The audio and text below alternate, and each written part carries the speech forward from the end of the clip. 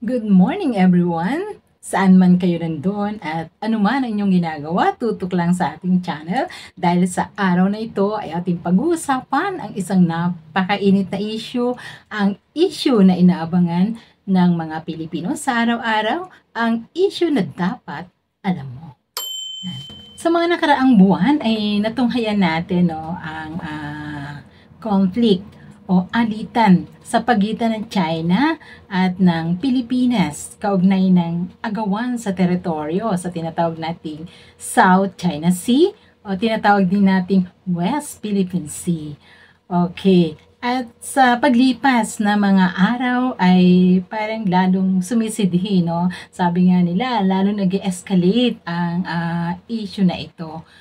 At sa nakaraang mga pangyayari ay malinaw na nagreklamo ang Manila kaugnay ng paggamit ng Chinese patrol ships ng kanilang water cannon para bombahin ng tubig ang mga Pilipino na nasa Philippine boats. Ayan. Pero ayon sa Beijing, ito ay isang paraan lang nila ng pagdepensa sa kanilang sovereignty o yung tinatawag nating kasarinlan. So ano ang inyong masasabi tungkol dito? Maaari na i-type sa ating comment section. Kaugnay din ng isyong ito, nagpahayag ang ating Pangulong BBM. Ayon sa kanya, in defending Philippines, we like to address all issues peacefully. Ayan. So, para sa kanya naman, gusto niya ayusin ang anumang gusot sa isang mapayapang pamamaraan. At ang kanyang saloobin kaugnay nito ay higit pa nating maunawaan sa kanyang sasalita sa harap ng mga sundalo na nasa lugar ng pinag-uusapang issue. Okay? Tunghayan natin ang kanyang pananalita. Kailanman ay hindi tayo magpapasupil at magpapaapi kahit na kanino man. Salute the 80 officers and troops who sailed the waters and exercised the greatest restraint amidst intense provocation. You demonstrated to the world that the Filipino spirit is one that is brave, determined, and yet is compassionate. So, iyan ang kanyang pahayag. Ayon sa kanya, kailanman ang mga Pilipino ay hindi magpapasupil at hindi magpapaapi kanino man.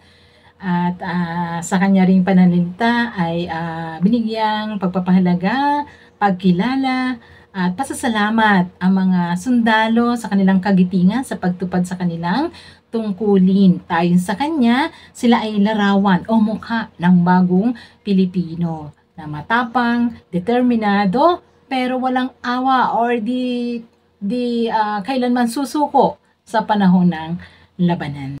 Okay, sa mga pangyaring to ay hindi maiwasan sa ilang Pilipino siyempre ang hindi mag-alala at mangamba, no?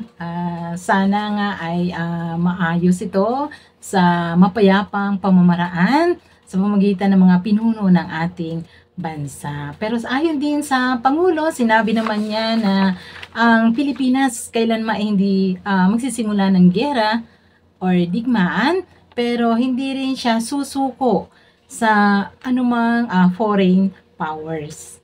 At ayon naman sa ilang analysts, PBBM is on the right track in resolving issues in West Philippine Sea.